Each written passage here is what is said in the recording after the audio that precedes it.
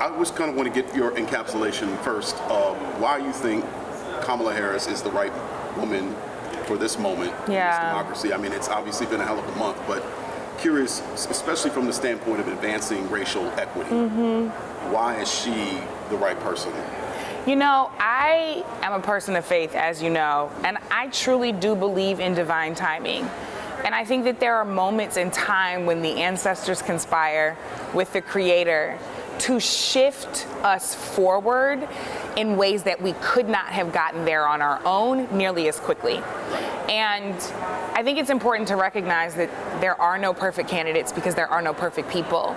And yet recognizing that she brings perspective as the daughter of immigrants, that she brings perspective as a multiracial woman, both Black and Indian, that we understand identity politics not to be what people keep saying it is, but when we look back at the 12 women of the Combahee River Collective and they talk about identity politics, they're talking about their unique perspective as Black women and holding other marginalized identities, queer, etc., and that lens can help create a particularly thoughtful and intentional politic, right? That it's not about me electing a woman who looks like me, but rather it is about looking at her policies, her rhetoric, her statements, looking at the progression of her career, how much she's listened intently and shifted according to that listening, and saying, here's somebody who is rightfully and thoughtfully allowing their identity to help shape their politic and perspective, even when it needs evolution and reshaping. So I feel like the country has been feeding for that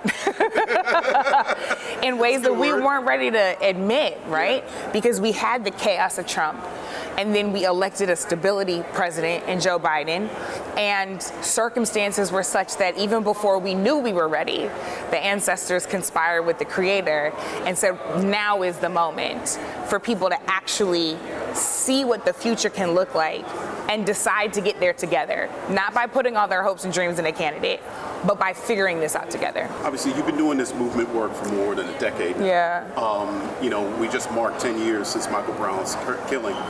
And I'm curious to know what you say to folks who are invested in outcomes and they see Kamala Harris, they see the Democrats, and they say, I can't bring myself to put my vote in for these people because they're not going to push forward my goals in the way that I need them pushed forward. What do you say to folks like who have these legitimate concerns about policy, but are also, we're in a moment when we're facing down this madman on the right, who intends to do us harm? That's right. So, you know, it's interesting you asked that because I literally just had this conversation back at home in St. Louis, in Ferguson, as we were acknowledging and recognizing perhaps the most traumatic anniversary of my life and of thousands of our lives, where we stood in the streets under a Democratic presidency, mind you, and still experienced the worst of what America consistently offers Black people. That when we demand you confer to us our dignity, you spit in our faces as if it is improper for us to have demanded this, right? And so the tear gas and the pepper spray and the AMRAPs and the armored vehicles and the arrests and the beatings and all of these things come together in this 10-year anniversary where we are simultaneously thinking about that Ferguson past and present, thinking about the murder of Sonia Massey by police 10 years later, while we are preparing to make history, to have a Black and South Asian woman at the top of the Democratic ticket. And so with all of that in the background, I'm thinking in particular about a woman who stood up in the middle of that event and just said, I can't take it anymore. She says, we're talking about democratic politics, you're naming this person, you're talking about this, and other panelists had kind of introduced this conversation about the nomination into the conversation. And she said, here at home in Ferguson, here's what we're still dealing with in terms of a dying population, in terms of our economic outcomes, in terms of our children's educational outcomes, right? Like, this is what we're living with right now. And so I told her, I said, your feelings are completely justified. And I think we have to be honest about that. We have to be in community with each other enough to say whether or not we have made the same decision about November does not mean that we are not each other's bond and magnitude, as Gwendolyn Brooks says. So if you are hurting, I am hurting. And I have to acknowledge your justified, valid frustrations with how life is still pulling you down. And so I said to her, I said, your frustrations are valid. Like, let's talk about it, right? Because I think this is a moment where, similar to 2008, you're seeing new generations or previously disaffected voters deciding to be more curious, to ask more questions, to look at the profiles of these candidates, and then also to consider the entire ballot, right? If Vice President Harris is going to do some of the things we want her to do as president, including a ceasefire, including restoring reproductive freedom, including bringing inflated costs down, including doing important things with the economy and giving, for example, new opportunities to first-generation homeowners, then we need to actually recognize that she needs a Congress, a Senate, and a U.S. House that is on the same side to do that. Yeah. We need to recognize that we need governors in place in our states that are going to accept that federal help instead of be adversarial to it because they're in the other party. We need to recognize that we need to have mayors and city councilors and alder people and school boards that will take those federal funds available to our communities and actually disseminate them in thoughtfully, culturally responsive ways, right? So I think that the conversation we have to be having is that nobody saves us but ourselves, which means that it's going to take an entire community of people who are rabble-rousers, of people who are loud, of people who are holding elected officials accountable, and elected officials of all kinds and levels to actually get us the lives that we deserve. So I would say that I understand, and the power is in our collective hands to do something about it. Yes, that includes, this election in November, but it certainly includes holding back that orange guy who means us all harm, but it also means being engaged every day before and every day thereafter, right where we live. To me, it's like you touched upon something that I've been thinking a lot about. We can't just elect Kamala Harris. If we can mobilize this kind of energy, this kind of momentum within, really, it's still less than a month. It's wild that it's been less than a month. I know. If we can do this just to help Kamala Harris essentially get a promotion. Yeah. Imagine what we can do around around and not just around the flashpoints of racial discord that we see in our society, but around redlining. That's right. Around water safety. That's right. Around educational inequity, around roads. I was watching a TikTok video where a guy broke down the hostility of so much urban engineering by taking a walk to his local pool that should have only been a 17-minute walk. But it was one of the most unsafe walks I've ever seen because sidewalks there are turnoffs that are created for drivers' convenience, but there's no actual path for the walk. So if you're walking with your child or if you have to walk this way every day to work, your own community is hostile to you being a citizen in said community, and these are the kind of things that need addressing. And those are also hostile to people with disabilities. That's right. Of course. And we, of course, unfortunately, disproportionately are seeing folks in underrepresented communities have problems with disability. That's right. And so it's wild to me in a way, though, that the person talking about identity in this election, unfortunately, is Donald Trump. Yeah. And I'm curious to know about, obviously, the racism, the misogyny, all this, intersects. Yeah. I'm curious to know what your thoughts are on the misogynoir that we're seeing in this election, both from him, from the right, and even sometimes even from the left. Yeah. I think it's interesting. When I think back to 2020, I remember I was consulting with BET on a conference they would do, bringing together creators and business to talk policy, right? To talk about how we create this sense of community engagement with the audiences and people that we serve. And at the time, Senator Kamala Harris, 2020 candidate Kamala Harris, was the speaker. Yeah. And I'm there working the event. I've known her for a minute, and we greeted each other, and I was asking her how things were going, and she said to me, they've done research And out of all of the many candidates, and we remember how crowded that field was in 2020. Yes. Out of all of the candidates, the amount of disinformation directly attacking Senator Harris at the time was higher on every single site, irrespective of the source, whether it was Russian disinformation or American disinformation. There was a propensity to attack her first. Yeah.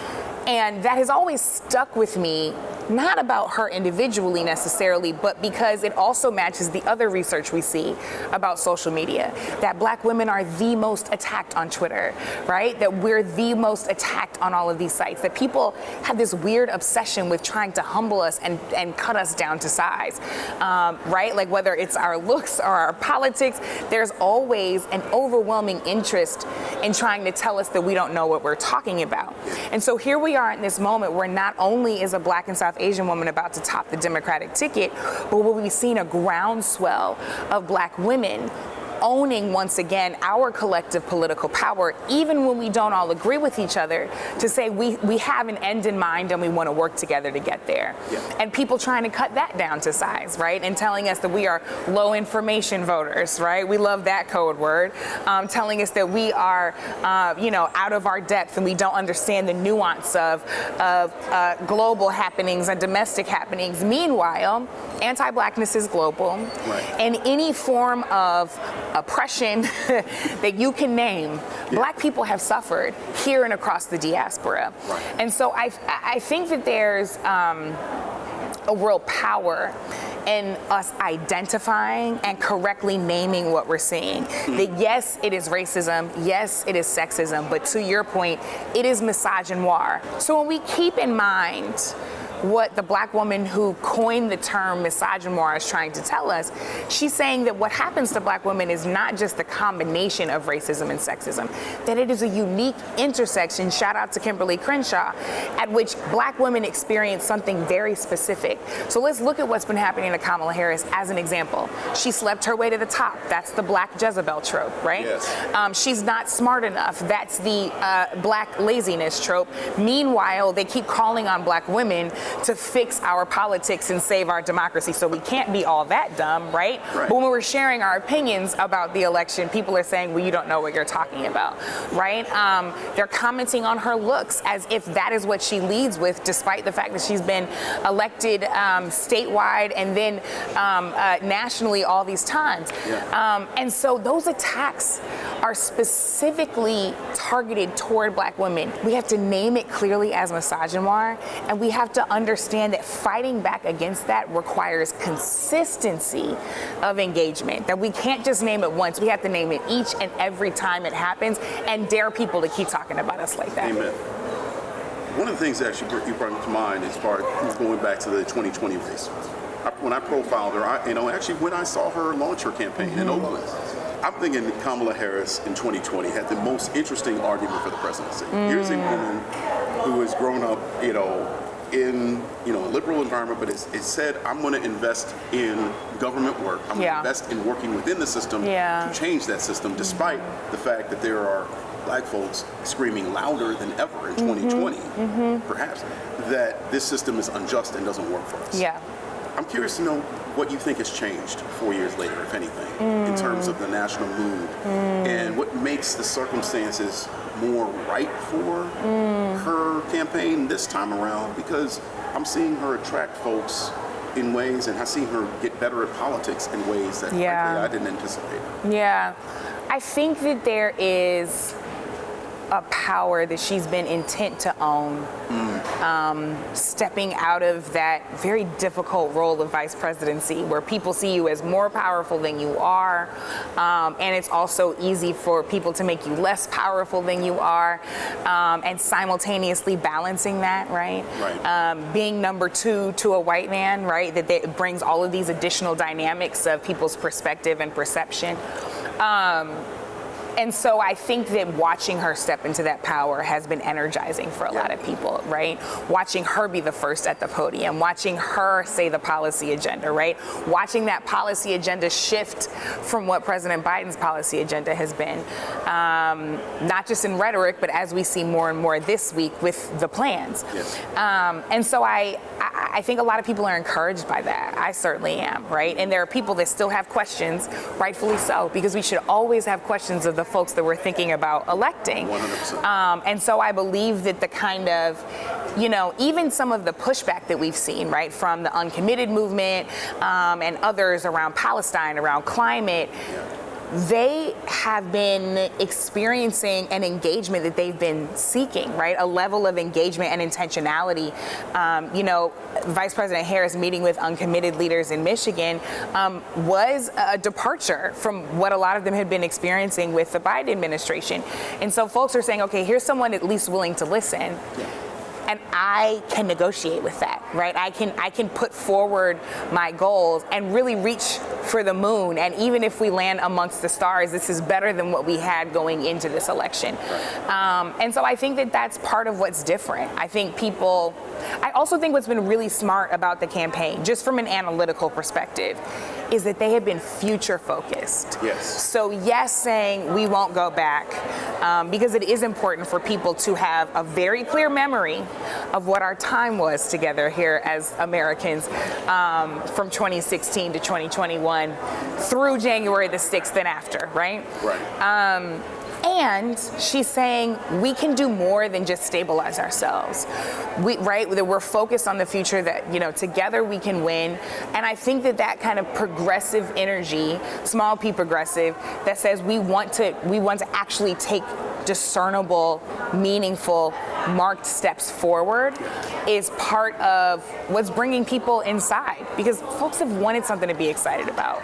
People have wanted, we saw that with the Olympics. Folks were so happy for 2 weeks to just concentrate on something different, to cheer for Simone and Jordan and, USA women's basketball and soccer and all those things. Mm-hmm. And then when it was over, people would say, well, what do we do now?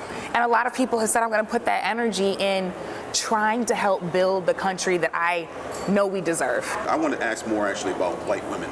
I'm curious to know your thoughts on that and how you see their role in this election in terms of turning their back on white supremacy. This is an opportunity for white women to finally prove to us that they want to be a part of the sisterhood, right? Because 2016 was a denial that said, we told you all we wanted to be part of the sisterhood, but we went and voted against our interests and your interests. We know through scholarship, through history, that white women have been essential to the project of white supremacy, right? That they have been its arbiters, that they have been its culture passers, right, generationally.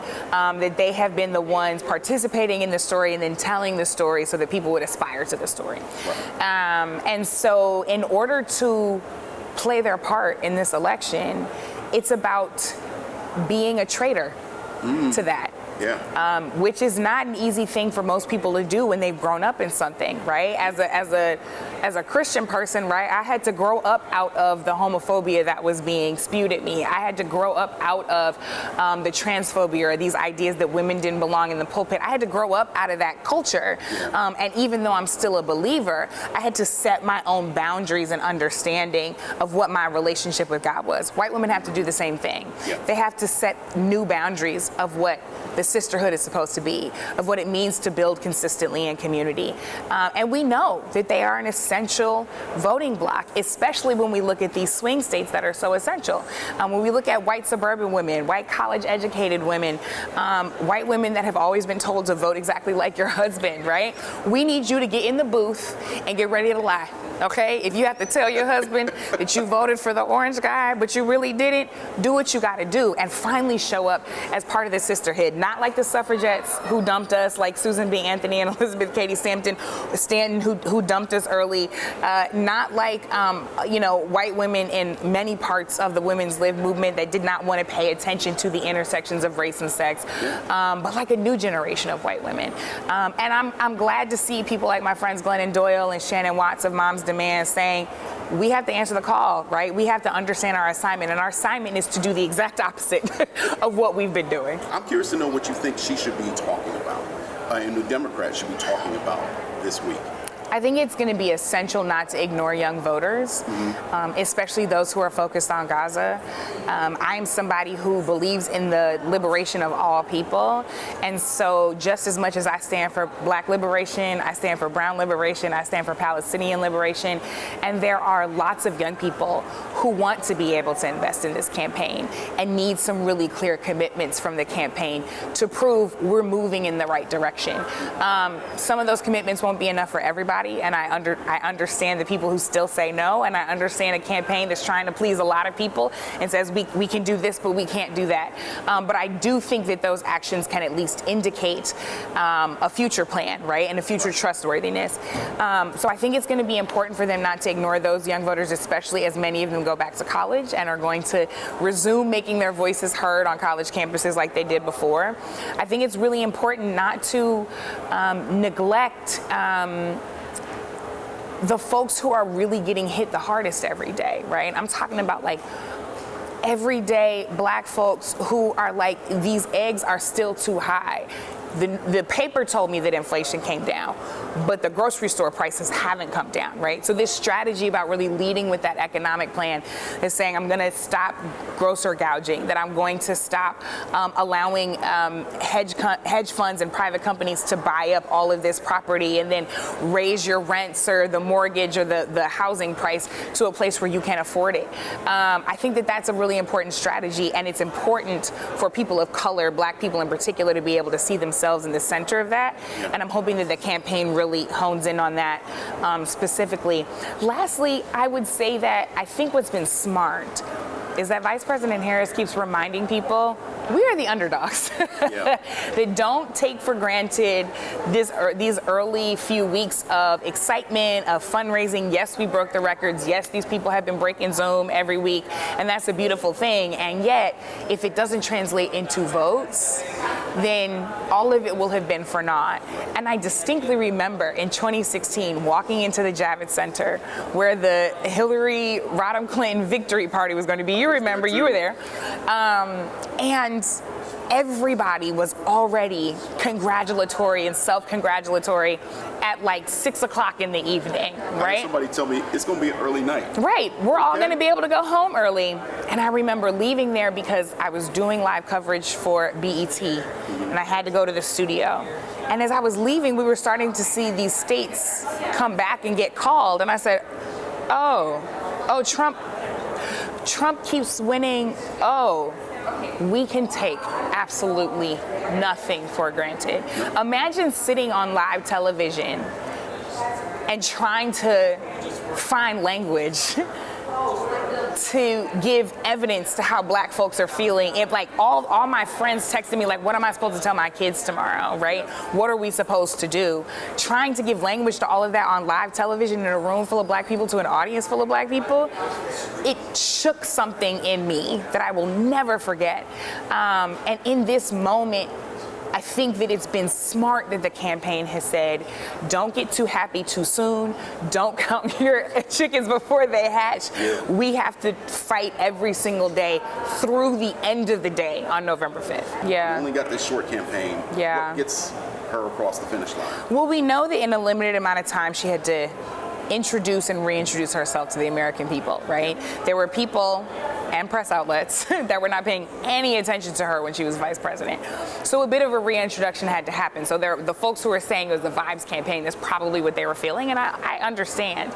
And they have had a very short amount of time to develop sound policy that's not just based on who she was in 2020 or even based on who she was the day before she became the candidate. It's really about a vision for the future and saying this is my vision for the future and our collective vision for the future and not the last guy's, right? So all of that takes time, and I want it to take time. I do not want you to rush that part.